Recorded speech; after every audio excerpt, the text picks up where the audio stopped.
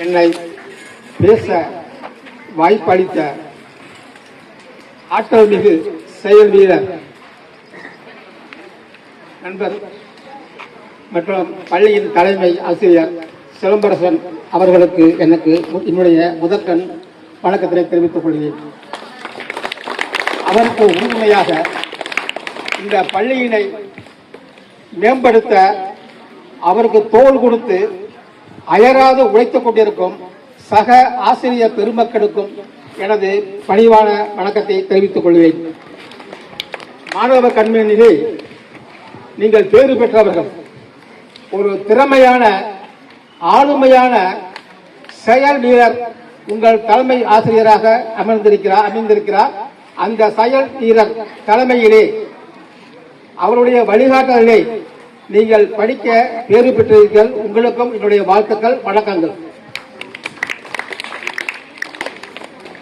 இந்த களத்தூர் மண் வரலாற்று சிறப்பு மிக்க மண்.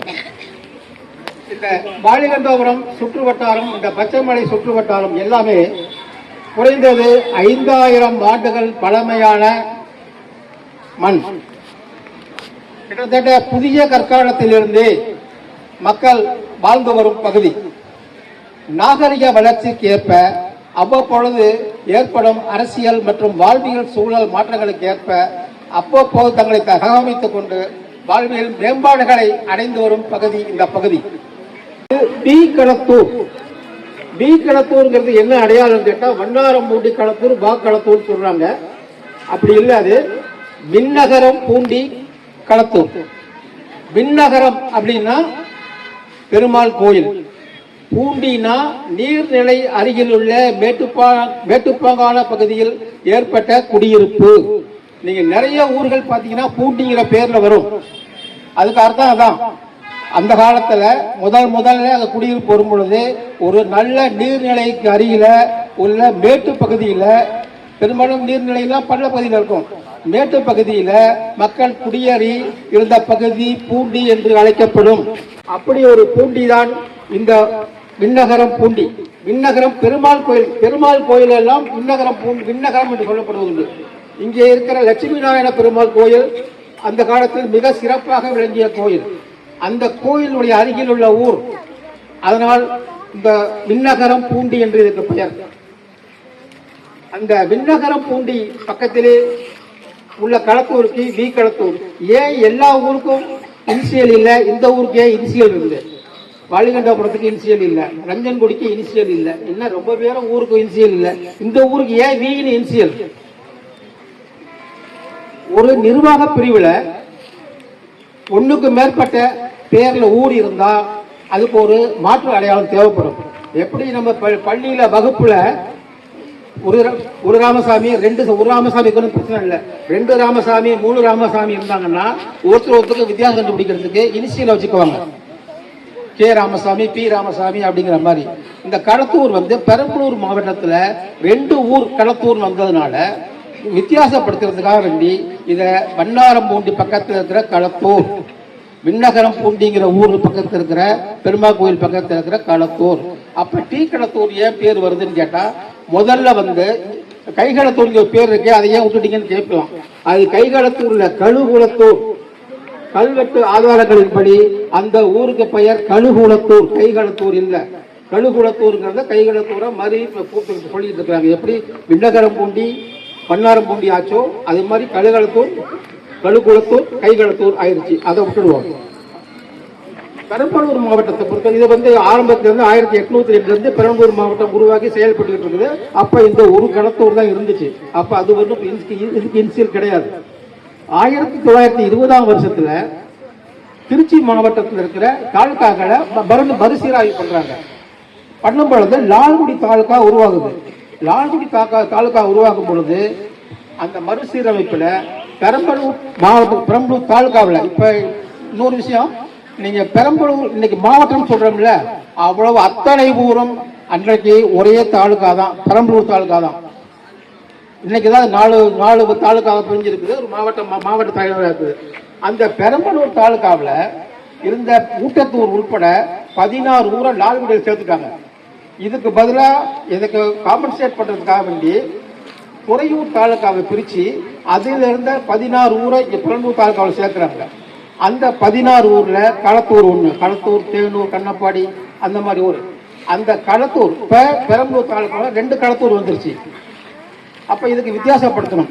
அப்போ தான் இது வி களத்தூர், விண்ணகரம் பூண்டி களத்தூர் இன்சியல் ஆகுது. அப்போ அந்த களத்தூருக்கு பேர் என்ன?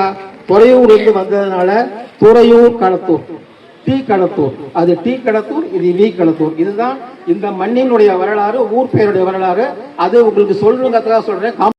ஓவிய சாமிநாதர் பெரிய உச்சத்துக்கு போனவர், பெரிய மிகப்பெரிய தமிழ் ஆளுமை. ஆனால் ஆரம்ப காலத்தில் வறுமையின் பிடியில் சிக்கி மிகவும் சிரமப்பட்ட குடும்பத்திலிருந்து வந்தவர் அவர்.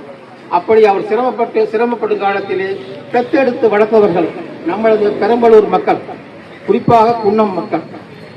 அந்த காலத்திலே அவர் ஊராக பல ஊர்களுக்கு சென்றிருக்கிறார். அப்படி அவர் வந்து சென்ற ஊர்களில் இந்த களத்தூரும் ஒன்று. அவருடைய தந்தையார் கதா காலஜெபம் பண்ணுகிறவர், கதை சொல்கிறார். அவருடன் 14 வயது சிறுவனாக ஓவிய சாமிநாத ஐயர் அவருடைய தந்தையாருடன் சேர்ந்து இங்கே 2 மாதம் வாசம் செய்திருக்கிறார். இதை அவரே சொல்கிறார், நான் சொல்லவில்லை, அவரே எழுதுகிறார். என் சரித்திர நூலில் அவரே எழுதுகிறார். அப்ப இங்க இருக்கும் பொழுது அவருக்கு ஒரு தேடல் ஜாஸ்தி. நிறைய படிக்கணும், நிறைய மற்றவங்க சொல்றதை கேட்கணும், நிறைய புலவர்கள் சொல்றதெல்லாம் கேட்டுக்கணும் அப்படிங்கிறத பத்தி நிறைய ஆர்வம் ஜாஸ்தி. அதனால யாரெல்லாம் சொல்லுவாங்களா அதெல்லாம் கேட்டுட்டு இருப்பாரு. சின்ன வயசு பையன், 14 வயசு பையன் இருந்தாலும் கல்வி இந்த தேடல்ல ஜாஸ்தி. இவர் என்ன பண்றாருன்னா, இங்க இருக்கிற முகமதிய அறிஞர்கள் இருக்கிறாங்க, மார்க்க அறிஞர்கள் நிறைய பேர் களத்தோடு இருக்கிறாங்க. இவங்க கம்பராமாயணம், சீரா புராணத்திலாம் இவங்க பரிச்சயம் உள்ளவங்க. அப்புறம் அந்த சாமிநாதர் இங்க இருக்கிற முகமதிய அறிஞர்களோட கலந்து எனக்கு கம்பராமாயணத்தை பத்தி சொல்லுங்க, எனக்கு சீரா புராணத்தை பத்தி சொல்லுங்க, உங்க மார்க்கத்தை என்ன இருக்கிற பத்தி எனக்கு சொல்லுங்க, நான் எனக்கு தெரிஞ்ச வரையிலும் இந்து மதத்தை என்ன இருக்க சொல்லுங்க கலந்துரையாடி இருக்கிறார். அதை அவர் பதிவு பண்ணியிருக்கிறார். மத நல்லிணக்கம் அந்த சின்ன வயசுல அவர் பண்ணியிருக்கிறார். வறுமையில் வாழ்கிறார், இருந்தாலும் தேடல் ஜாஸ்தி. தேடலையும் மத நல்லிணக்கம், மத நல்லிணக்கத்துக்கு அவருக்கு உதாரணமா இருக்கிறது இங்க இந்த களத்தூர்ல ஓவேசா இங்க இருந்தாருங்கிறது தான். இது ரொம்ப முக்கியமான விஷயம். ஓவேசா வாழ்க்கையில ஏழிப்படியா நின்று அவரை உச்சத்து கொண்டு போய் உட்கார வைக்கிறதுக்கு உறுதுணையா இருந்தவர்கள் நமது பெரம்பலூர் மக்கள். குன்னத்துல தான் அவர் வாழ்ந்தாரு. குன்னத்து மக்கள் தான் அவருக்கு எல்லா வாழ்க்கையும் கொடுத்தாங்க. குன்னத்துல தான் ஊரா கூட்டிட்டு போனாங்க. குன்னத்துல தான் ஆரம்ப கல்வி படிச்சாரு. அதுக்கு அடுத்த அப்படி கார்குடியில படிக்க ஒரு 6 மாசம் படிச்சாரு. அதுக்கப்புறம் செங்கோணத்துல வித்தாச படிச்சாரு. அவரு அந்த வித்தாச படிச்சதுதான் எனக்கு வாழ்நாள் முழுசு உறுதுணையா இருந்ததுன்னு 80 வயசுல என் சரித்திரம் எழுதும் போது அவர் சொன்னார். அதனால இந்த ஊர், இந்த பெரம்பலூர் மாவட்டம் ஓவேசா வாழ்க்கையில முக்கியமான வாழ்க்கையை கொடுத்த ஊரு. இந்த வாக்களத்தூர் அவருக்கு இன்னொரு விஷயம், வாக்களத்தூர்ல அவருக்கு எதுவும் தொடர்புன்னு கேட்டா, அவருடைய 14 வயசுல அவங்களுக்கெல்லாம் அந்த பிராமன் கம்யூனிட்டியில கல்யாணம் வளர்த்த பையனுக்கு அந்த மாதிரி ஒரு கல்யாணம் ஏற்பாடு பண்றாங்க. பணம் இல்லை, இந்த ஊர் மக்கள் தான் ஒரு 50 ரூபாய் ஒரு பணம் கொடுத்து கல்யாணத்துக்கு உதவி பண்றாங்க. ஊவேசாவுக்கு கல்யாண செலவுக்கு பணம் கொடுத்த ஊரு இந்த வி களத்தூர், விண்ணகரம் பூண்டி களத்தூர். அவர் இருக்கிற களத்துல வாக்களத்தூர் பேர்ல களத்தூர் தான். அதுக்கப்புறம் தான் 1887 இங்க இருந்தாரு. அவரு 867 இருந்தாரு. அதனால அப்ப இல்லை, அப்ப பேர் வாக்களத்தூர் தான். இது அவரை பற்றிய செய்திகள். தமிழ் தான் படிக்கணும்னு பிடிவாதமா தமிழ் படிச்சாரு ஓவேசா. அவருக்கு அவங்க ஆட்கள் யாரும் உதவி பண்ணல. அவர் வறுமையில் இருந்ததை பத்தி யாரும் கவலை பண்ணல. அந்த காலத்துல அவர் படிக்கிறதுக்கு எவ்வளவு சிரமப்பட்டார்னு என் சரித்திர நூலை பார்த்தீங்கன்னா 100 பக்கம் எழுதியிருப்பார். 100 பக்கம் நம்ம திறந்தூரை பற்றி தான். இங்கே தான் படித்தோம், இங்கே தான் எழுதணும், இங்கே தான் சாப்பாடு கொடுத்தாங்க, இதெல்லாம் பண்ணுறாங்க. வாய்ப்பு நன்றி, வணக்கம்.